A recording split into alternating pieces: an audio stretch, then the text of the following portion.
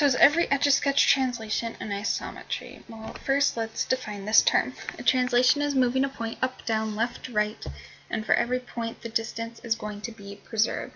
And so to determine if it's an isometry, we need to start with 2 points, do the translation, and then see if the initial distance is equal to the final distance.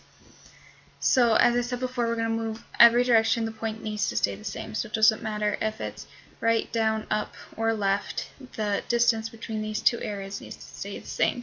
And so the translation we're going to try is going to be right C and up D, and that's because those are both going to be positive. We're going to be moving in a positive direction.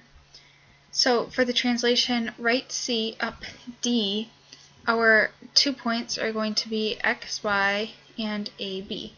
And then, so our initial distance between these two would be the absolute value of x minus a plus the absolute value of y minus b. So it would be x to a and y to b. And then we are going to be moving each point right C and up D. So, I mean, we're just using letters because we're not actually having numbers so that it can be applied to all situations. So those are going to be our new points, x plus c and y plus d, and then a plus c, b plus d, because that is the distance that we moved. So our initial distance was this, so now we have to determine what the final distance is, compare those, and see if they are the same or different, and that will answer our question. And so to determine the final distance, we're going to do the absolute value of x plus c minus a plus c plus the absolute value of y plus d minus b plus d.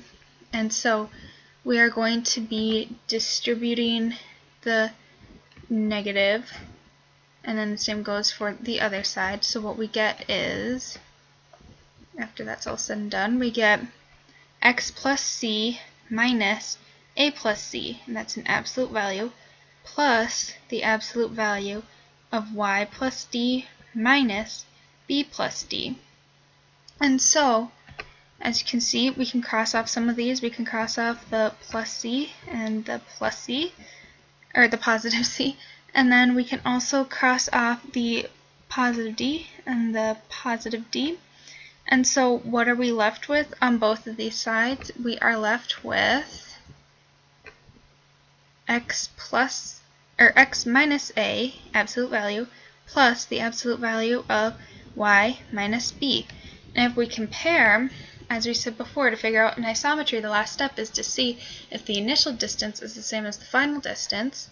This is the same as this. So the final and the initial are the same, which answers our question, is every Etch-A-Sketch translation an isometry?